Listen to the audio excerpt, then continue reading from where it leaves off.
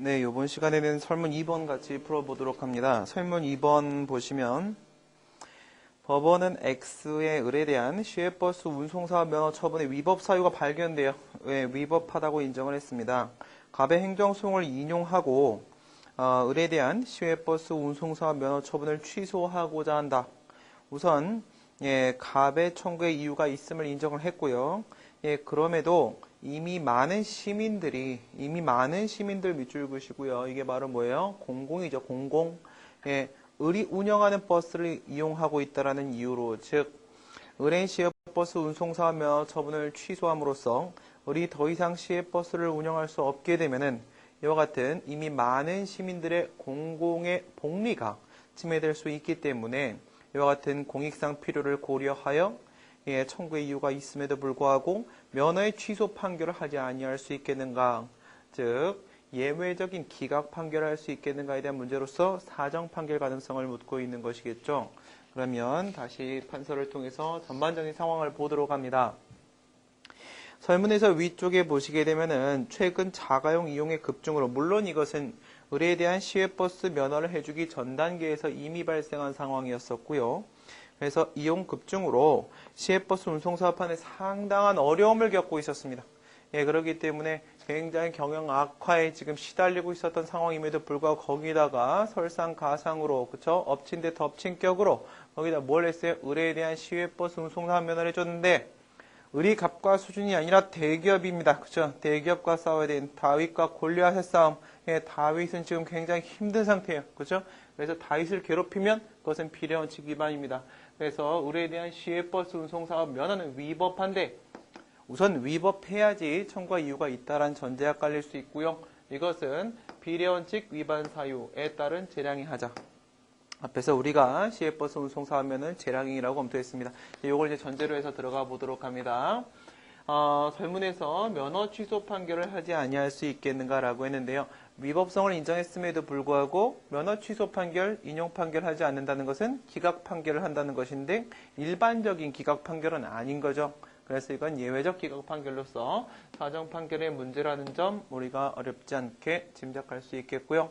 그 다음 위에서 설문 1번 얘기할 때 행정소송이라고 했고요. 밑에도 특별히 취소소송으로 좁혀 논의하라는 단서는 없습니다. 그렇기 때문에 위에서 취소, 무효하기소송 둘 다 논의했다면 여기도 취소, 무효하기소송 둘 다의 상황을 고려하시는 게 맞고요. 그래서 먼저는 취소에 대한 논의를 들어가 보도록 합니다. 행정소송법 28조 1항에 따르게 되면 사정 판결에 대한 규정을 두고 있는데요. 눈으로 한번 찍고 들어가도록 하겠습니다. 사정 판결 규정을 잠시 보시게 되면은 몇 페이지에 있냐면 8페이지에 있습니다.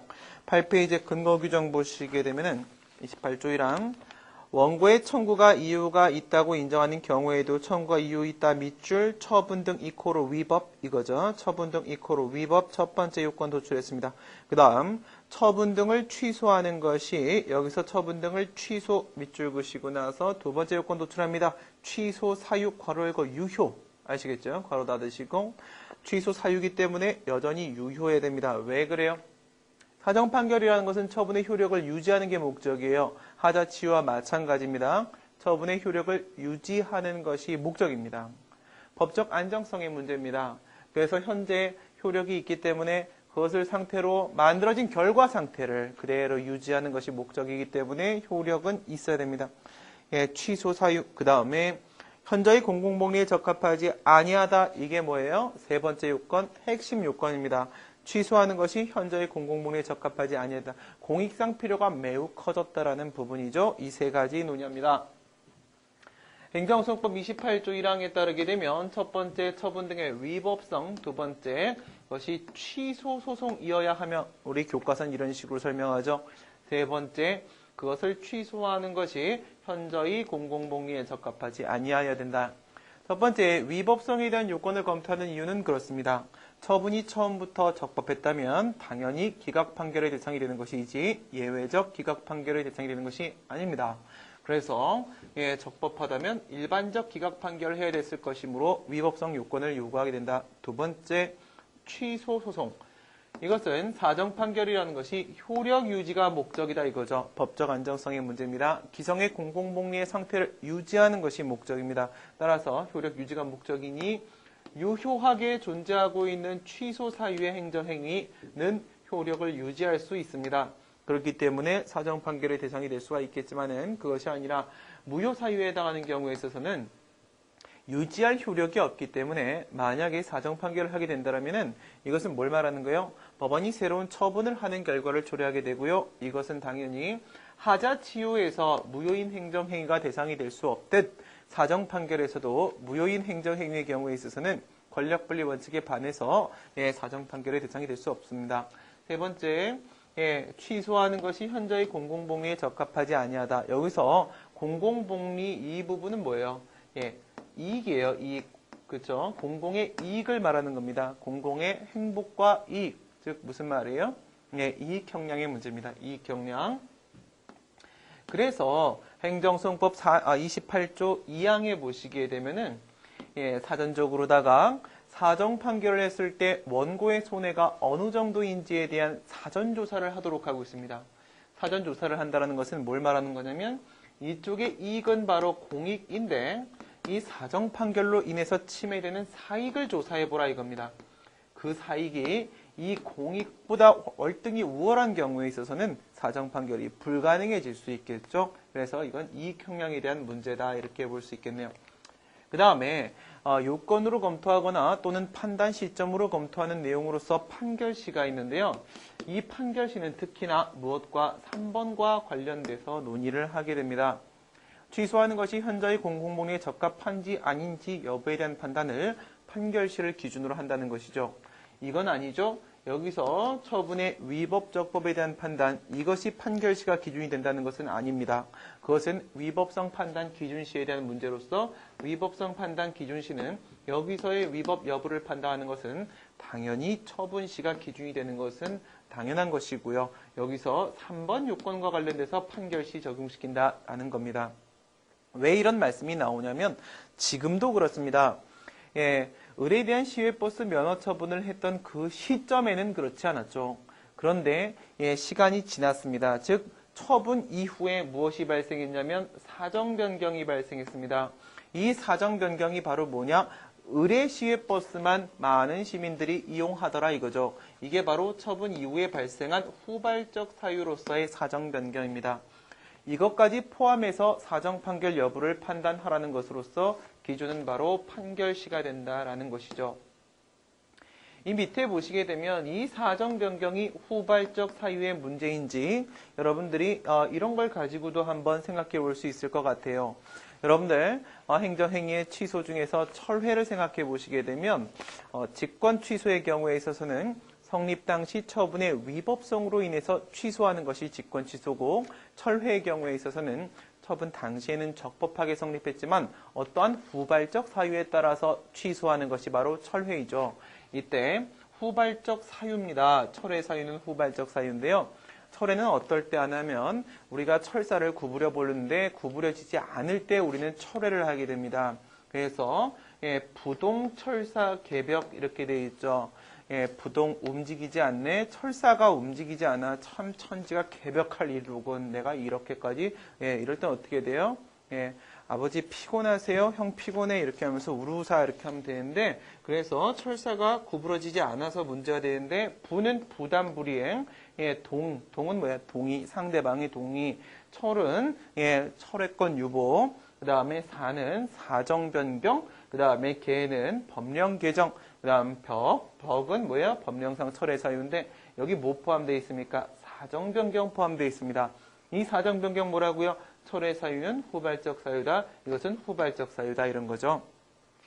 여러분 기억하기 어렵지 않죠? 사정 변경이 발생하면 사정 판결을 하게 됩니다. 사정, 그쵸? 사정 변경이 발생하면 사정 판결을 하게 되는데 이것은 후발적 사유에 따른 문제.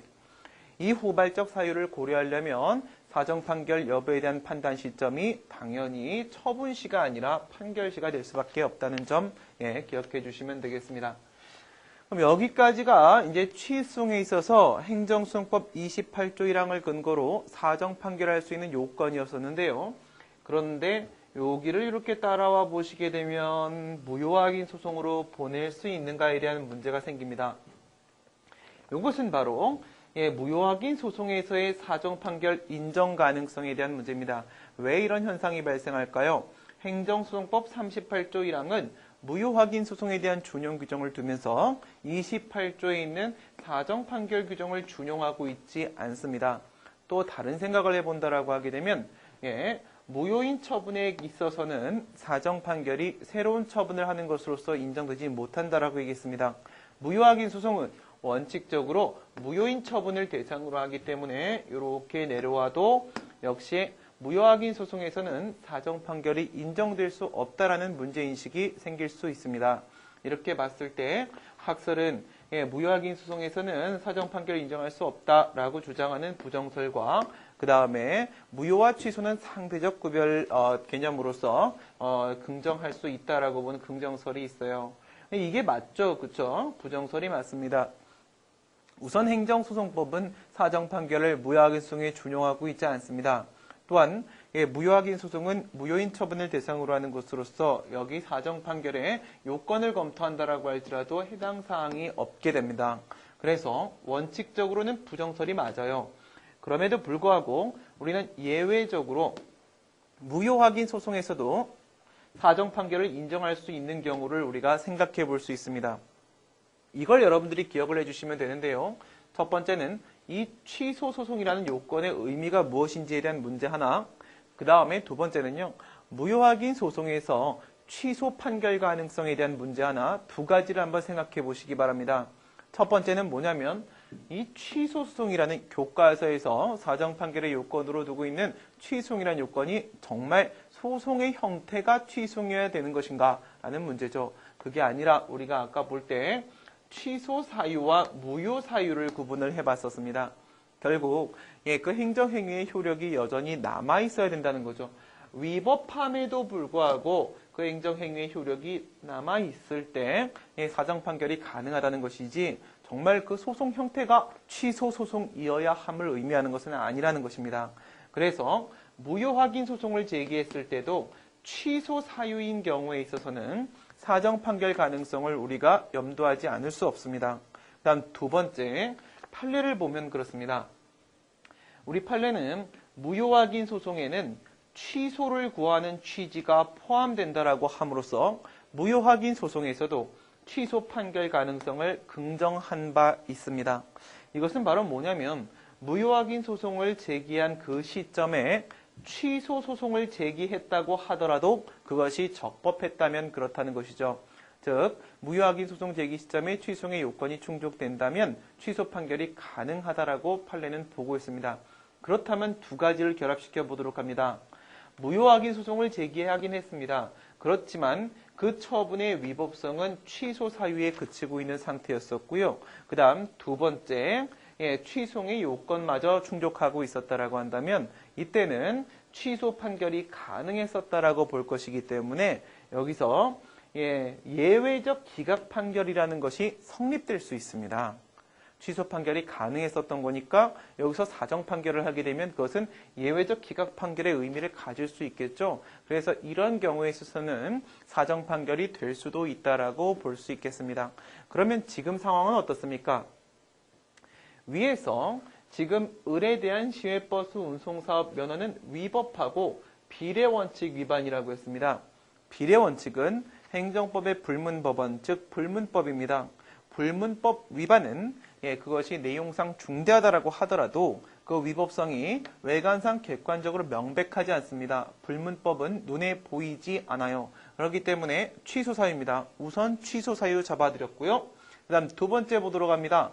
설문 1번에서 우리가 취소과 무효확인 소송의 제기 가능성을 논의하면서 현재 행정심판 전치주의나 제소기관과 같은 문제가 발생하지 않으므로 무효확인 소송과 취소의 소송 요건이 사실상 동일해졌다고 말씀드렸습니다. 따라서 여기서 무효확인 소송을 제기할 수 있는 상황이면 취소 역시도 제기할 수 있는 상황이고 그것은 우리가 설문 1번에서 살펴본 바 있습니다. 그러므로 취소의 요건도 충족되어 있습니다. 따라서 여기서 취소이든 무효확인송이든 우선 사정 판결은 가능하다라고 볼 것입니다. 여기에 있는 요건만 충족하면요. 근데 요건 충족되나요? 다 되고 있지요. 그렇죠? 그래서 취소과 무효확인송 모두 다 지금 현재로서는 사정 판결이 가능하다는 점까지 살펴봤습니다. 두 가지 얘기했어요. 예, 취소음 쪽에 있어서의 사정 판결 요건 충족에 대한 문제를 살펴봤고, 두 번째 무효확인 소송에서의 사정 판결 인정 가능성에 대한 문제를 살펴봤고, 이제 마지막입니다. 설문에 보시게 되면요, 특별히 피고행정청이 사정 판결을 신청했다라는 단서가 없습니다. 그럼에도 불구하고 예, 취소 판결을 하지 아니할 수 있는가라고 묻고 있다면 이 문제 안에는 이미 포함되어 있습니다. 법원의 직권에 의한 사정 판결이죠. 사정 판결에 대한 주장을 누가 해야 됩니까? 피고행정청이 해야 됩니다. 그죠? 피고행정청에게 유리하겠죠? 얘가 주장을 했을 때 입증 책임의 예외로서 법원이 사정 판결의 필요성에 대한 판단을 해볼 수는 있겠지만 주장조차 하지 않았음에도 불구하고 사정 판결 신청 자체가 전혀 없음에도 불구하고 과연 법원이 직권으로 사정 판결을 할 수 있겠는가에 대한 문제 발생하지 않을 수 없는 상황입니다. 그래서 여기서 법원의 직권에 의한 사정 판결 가능성에 대한 문제를 보도록 합니다. 그런데 이것은 피고행정청이 사정판결 신청을 한 바가 없기 때문에 발생하는 문제이고 이 직권이라는 것이 직권심리주의에 대한 문제로서 논의되는 것이지요. 그래서 법원이 과연 직권심리주의 규정, 즉 행정소송법 26조를 근거로 하여 법원이 직권으로 사정판결할 수 있겠는가 살펴보도록 하는데 이 직권심리주의가 과연 무엇인지에 대한 논의가 필요하지 않을 수 없습니다. 이것은 바로 뭐냐면 26조의 직권심리주의가 직권탐지주의를 인정하는 것인가 이런 문제가 생기는데요. 관련하여 학설 대립이 있습니다. 먼저 26조 규정을 답안을 통해서 먼저 근거 규정 확인해 보도록 하겠습니다. 26조 규정은 10페이지에 있습니다. 10페이지 아래쪽에 보시게 되면 행정소송법 26조 법원은 필요하다고 인정하는 때에는 직권으로 증거조사를 할 수 있고 거기 밑에다가 옆에 써놓으세요. 직권증거조사주의. 직권증거조사가 가능해요. 그 다음에 두 번째 당사자가 주장하지 아니한 사실에 대해서도 판단할 수 있다 이렇게 되어 있는데요. 여기서 증거조사를 할 수 있고 해서 슬래시 끊으시고요. 앞부분은 바로 뭡니까? 입증 책임의 예외입니다. 그다음 뒷부분은 뭐예요? 주장 책임에 대한 예외죠. 그러니까 원피고가 입증하지 못한다. 그 법관에게 100% 확신을 주지 못한다. 그와 같은 요건 사실이 있다 없다 사실이다 거짓이다에 대한 요건 사실의 존부 및 진위에 대해서 확실한 입증을 하지 못한다고 하더라도 이때 법원은 뭐 할 수 있다는 겁니까? 입증 책임의 예외로서 직권 증거조사 할 수 있다라는 점.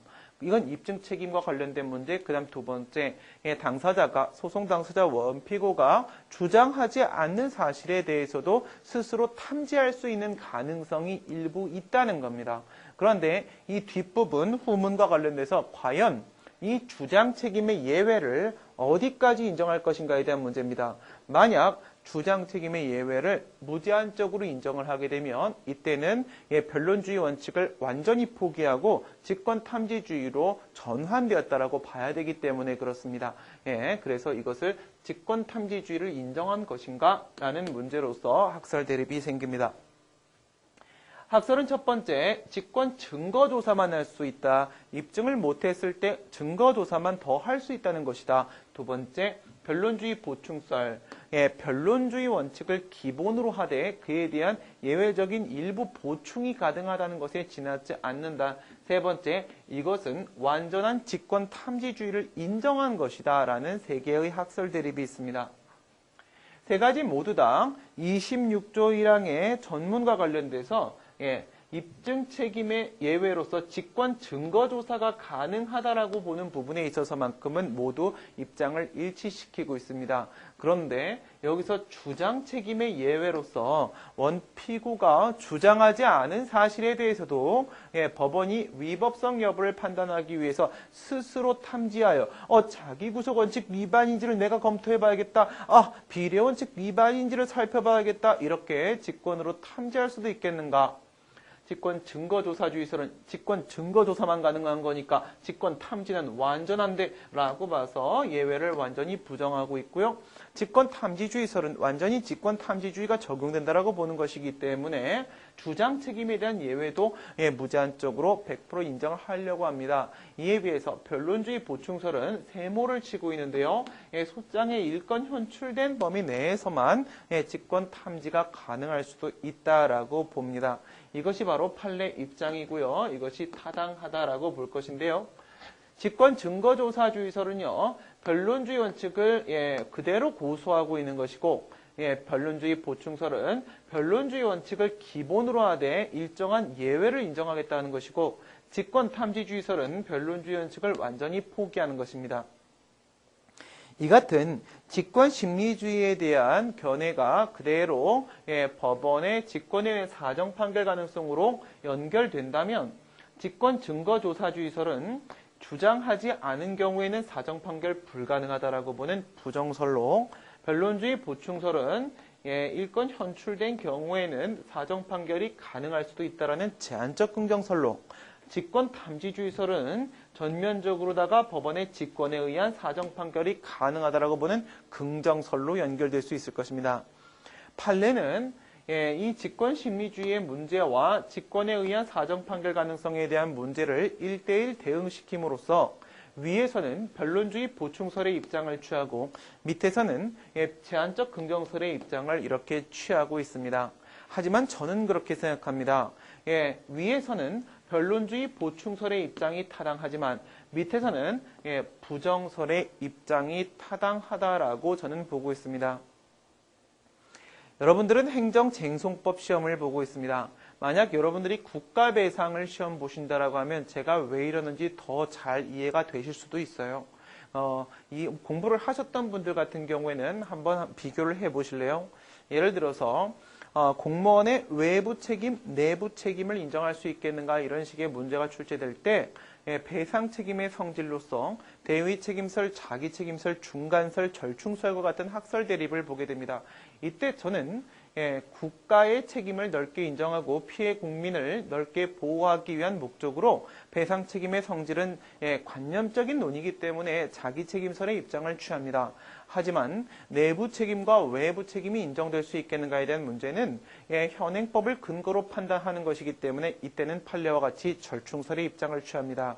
즉 방향성의 문제와 그리고 그것을 구체적으로 적용시킬 때에 있어서는 그것이 반드시 일치되는 것은 아니라는 말씀을 드리고 싶은 건데요. 국가배상을 여기까지 공부하지 않으신 분들은 바로 잊어버리시기 바랍니다.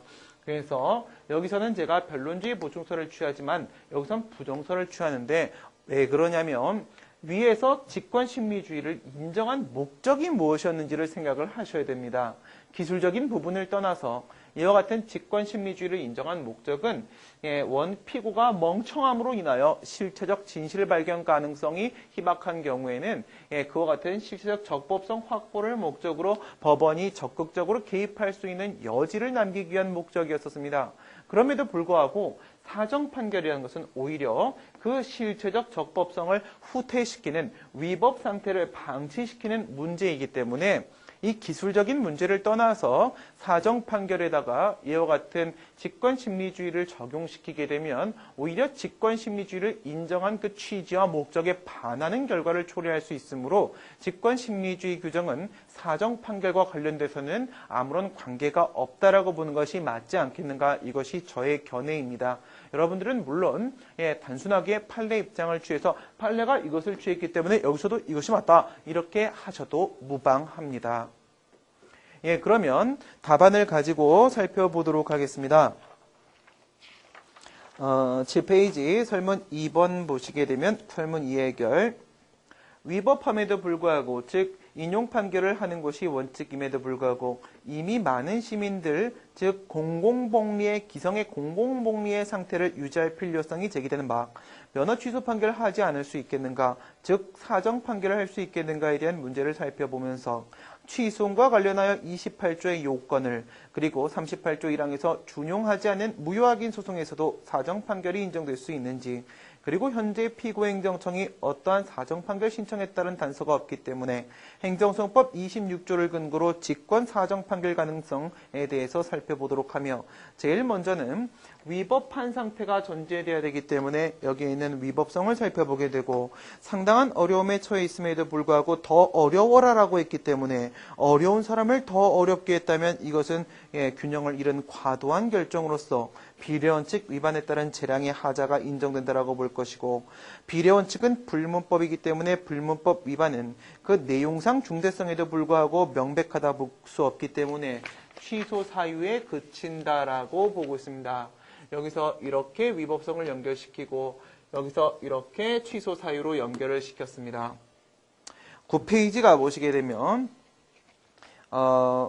아니죠. 네, 8페이지 가시게 되면 사정판결 원고의 주장이 이유가 있음에도 불구하고 즉 인용판결해야 함에도 불구하고 취소 변경하는 것이 인용판결하는 것이 현저히 공공복리에 적합하지 않는다. 공익이 현저히 월등하다라고 생각할 땐 판단될 땐 예외적으로 기각 판결할 수 있는데 아래 28조 1항에 근거를 두고 있고요.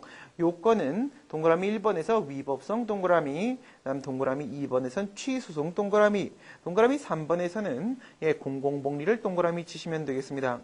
그리고 이것은 바로 무엇을 의미하냐? 네 번째 줄에 기성의 공공복리 상태 유지입니다. 기성의 공공복리 상태 유지. 여기서 질문 드립니다.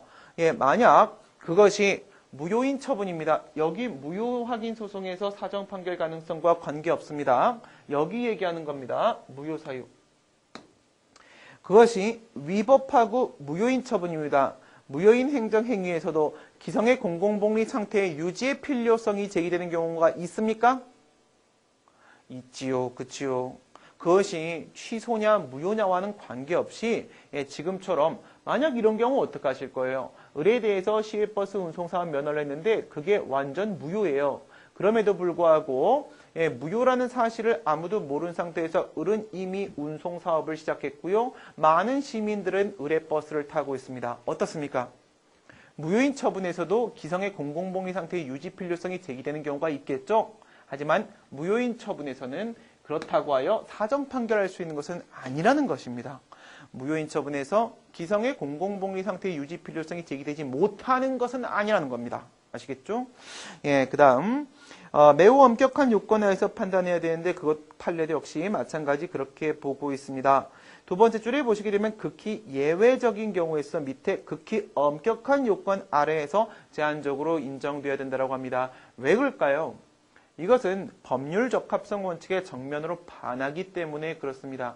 공익을 우선으로 하는 예외적인 케이스다 이겁니다. 처분 등의 위법성 보도록 합니다. 오른쪽에 있는 적법 동그라미, 오른쪽에 있는 일반적 기각 판결 밑줄 그시면 됩니다. 취소 수송 보도록 하겠습니다. 첫 번째 줄에 처분 등의 효력 유지 밑줄 그시면 되겠습니다. 밑에 줄에 단순 위법 밑줄 그시면 되겠습니다. 세 번째 줄에 새로운 처분 발 밑줄 그시면 되겠습니다. 권력 분리 원칙 밑줄 그시면 되겠습니다. 다음 페이지 넘기시고 처분 등의 취소가 현저히 공공복리에 적합하지 아니할 것 옆에다가 별표 한 1,500개 정도 쳐놓으시면 되겠습니다. 이것이 핵심입니다. 판례 세 번째 줄에 보시게 되면 비교교량 동그라미 치시고 이것은 바로 공익과 사익의 이익 경량을 하자 이겁니다. 공익이 크면 사정판결, 사익이 크면 사정판결 못하는 것이겠죠. 그래서 이것은 이익 경량에 대한 문제 다섯 번째 줄에 이익 경량 동그라미 치시면 되겠습니다. 그 다음에 그 다음 줄에 보시게 되면 사정조사 밑줄 그시고요. 28조 2항 이것은 사익의 크기를 파악하기 위한 것입니다. 그 다음 판단 시점 보시게 되면 이 판단 시점은 무엇과 관련된다라고 했습니까? 첫 번째 줄 오른쪽에 현저히 공공복리에 적합하지 아니한지 밑줄 그시면 되겠습니다. 위법성 여부는 처분 시 동일하게 기준으로 삼게 됩니다. 사안의 경우 보시게 되면 위법한가 재량의 하자 비례원칙 위반 위법성 인정. 그 다음 앞에서 우리 취소 사유라고 했습니다. 취소 사유 동그라미 치시고 그 다음 세 번째 현저히 공공복리에 적합하지 아니합니까? 너무 많은 시민들이 의뢰버스를 이용하고 있는 상황입니다. 따라서 공익상 필요가 인정되기 때문에 우선 요건은 모두 충족됩니다. 무효 확인 소송에 있어서의 사정 판결 가능성 논의를 들어가 보도록 하겠습니다. 첫 번째 줄에 무효 확인 소송에 준용되고 있지 않다 밑줄 그시면 되겠습니다. 과연 무효 확인 소송에서 이와 같은 사정 판결을 인정할 수 있겠는가? 학설 첫 번째 부정설의 경우에 있어서는요, 밑줄 애초부터 효력이 없는 처분 이거죠. 애초부터 효력이 없는 처분은 효력 유지의 필요성이 제기될 수 없습니다. 그래서 무효확인 소송은 무효인 처분을 대상으로 한다라는 기본에 충실한 학설이라고 볼 수 있습니다. 그 다음 긍정설의 입장은요, 무효와 취소의 고별은 상대적 밑줄 긋이고 아까 말씀드렸던 그런 부분입니다. 만에 하나 무효라고 할지라도 기성의 공공복리 상태를 유지할 필요가 있을 때가 있다라는 것인데요. 그렇다고 해서 무효인 처분에서 법률적 합성 원칙을 후퇴시킴과 동시에 권력 분립 원칙까지 깨버리게 되면은요, 법치주의란 존재할 수 없는 상황까지 가게 됩니다. 따라서 무효인 처분에선 인정할 수 없습니다. 다음 페이지 보시게 되면 판례 당연히 인정하지 않겠죠? 판례. 존치시킬 효력이 있는 행정행위가 없기 때문 밑줄 그시면 되겠습니다. 그렇다면 무효인 처분, 무효확인 소송에서는 사정 판결이 인정될 수 없다라고 보겠죠. 저 역시 마찬가지로 보고 있습니다. 엄격한 요건 하에서 인정돼야 되고 특히나 두 번째 줄에 준용 규정이 없다 밑줄 그시면 되겠습니다. 세 번째 줄에 처음부터 효력이 발생하지 않은 처분 밑줄 그시면 되겠습니다. 그 다음에 밑에 줄에 권력 분립 원칙 반한다 밑줄 그시면 되겠습니다. 따라서 원칙적으로 그 다음, 만약에 공공복리 상태가 있다면 새로운 처분 다시 하면 됩니다. 그죠? 적법하게 하면 되겠죠. 인정될 수 없는데, 근데 이 두 가지 기억해 주세요. 무효확인 소송에서도 취소 사유가 존재할 수 있기 때문에 이런 판례가 있는 거예요. 지금 거기 나와 있는 판례입니다. 일반적으로 행정처분의 무효확인을 구하는 소에서 무효확인 소송입니다. 처분의 취소를 구하지 아니한다라고 밝히지 않는 이상 이런 사람은 없습니다. 당연 무효가 아니라면 윗줄에 취소를 구하는 취지도 포함입니다. 즉 무효확인 소송에서도 취소 사유에 해당하는 경우가 당연히 발생할 수 있습니다. 우리 이런 경우 때문에 소의 변경에 대해서 공부하는 것 아니겠습니까? 위법 무효입니다 라고 주장을 했는데 다시 생각해보니까 위법 취소야. 그래서 기각되지 않기 위해서 취소로 소변경하는 논의들을 우리가 하는 이유, 그것은 바로 무효확인 소송에서도 취소해가 존재할 수 있기 때문입니다. 근데 지금 판례가 뭐라고 했냐면 취소 판결 가능성을 긍정하였습니다. 따라서 이 같은 요건이 충족된다면 예외적으로 사정 판결이 가능할 수도 있다는 점 기억해 주시면 좋겠습니다. 여기서 물론 원칙대로 그냥 부정하셔도 돼요. 이렇게 써주시게 되면 여러분들은 굉장히 생각이 많으신 분으로, 많은 풍부한 고민을 하신 분으로 생각이 되어 채점자는 플러스 1점의 가득점을 할 거라고 저는 믿어 의심치 않습니다. 만약 그렇지 않는 채점자라고 한다면요, 여러분 포기하세요. 뭐 그런 해는 어쩔 수 없어요. 소양이 부족한 채점자라고 생각하시면 됩니다. 법원의 직권에 의한 사정 판결에 대한 문제 마지막으로 해주시는데요. 여러분 이거는 습관적으로 해주세요. 사정 판결 문제가 출제되면 법원의 직권에 의한 사정 판결 그냥 하자. 이렇게 생각해 주시면 돼요. 그러면 여러분 이런 경우요. 피고행정청이 사정 판결을 주장하였다, 신청하였다라는 문제가 출제될까요? 그런 경우는 지금까지 단 한 번도 없었습니다. 사정 판결에 대한 문제는 수없이 출제가 되었지만 단 한 번도 피고행정청이 사정 판결 신청했다라는 언급은 나온 적이 없습니다. 따라서 항상 뭐예요? 법원의 직권에 의한 사정 판결 논의가 나올 것이라는 것 예상하시고 습관적으로 그냥 검토해 주시면 됩니다. 26조 규정 우리가 아까 봤습니다. 이와 같은 26조의 직권심리주의 규정을 근거로 해서 법원의 직권 사정 판결이 가능한지에 대한 문제는 변론주의 원칙에 대한 예외 인정의 문제인가 아니면 포기의 문제인가에 대한 거예요. 11페이지 넘어가 보시게 되면 직권심리주의라는 것은 밑줄 변론주의 원칙을 기본 구조로 하면서 이 같은 주장을 하는 것은 변론주의 보충서를 근거로 하고 있기 때문에 그런 것입니다. 그 다음 두 번째 줄에 보시게 되면 당사자, 소송 당사자, 원피고의 노력에 의해서 밑줄 실체적 진실이 밝혀지지 않는 경우입니다. 이와 같은 실체적 진실, 처분의 적법성을 확보하기 위한 목적으로 무조건 원피고의 주장 입증에만 의존하지 아니하고 다음 줄에 보시게 되면 법원이 일정한 범위 내에서 적극적 개입 밑줄 그시고 이 목적은 진실 발견을 목적으로 하는 것입니다. 그 진실 밝히기 위해 밑줄 그시고 나서 여기서 화살표 당겨서 사정 판결의 적용 X라고 하시면 되겠죠. 사정 판결은 오히려 그 처분의 적법성, 실체적 적법성을 후퇴시키기 때문에 그렇습니다. 학설 보시게 되면 직권 사정 판결 완전히 긍정하는 것은 이 위에 있는 직권 탐지주의설이 될 것입니다. 그 다음에 직권 사정 판결 완전히 부정하는 것은 위에 있는 직권 증거조사주의설이 될 것입니다. 그 다음에 일건 기록에 현출된 사실 기초로 예외적 사정 판결 긍정한 것은 여기에 있는 변론주의 보충설로부터 또 왔다라고 볼 수 있겠죠. 판례 보도록 할게요. 법원이 사정 판결할 필요가 있다고 인정한 경우에는 명백한 주장이 없는 경우에도 밑줄 일건 기록에 나타난 사실을 기초로 직권으로 사정 판결할 수 있다라고 해서 제한적 긍정설 입장 취한 게 너무나도 분명합니다. 하지만 아까 제가 말씀드린 대로 이와 같은 직권심리주의가 적용되는 것은 실질적 진실과 실질적 적법성 보장이 그 목적이기 때문에 검토해서 두 번째 줄 보시게 되면 반대로 적법성을 후퇴하는 초래 밑줄 그시면 되겠습니다. 반대로 적법성 후퇴하는 결과를 초래하게 되기 때문에 명시적 신청, 주장이 있는 경우에만 사정 판결이 가능하다고 보면 되겠네요. 그럼 지금까지 설문 2번에 살펴봤고 잠시 쉬었다가 설문 3번 같이 보도록 하겠습니다.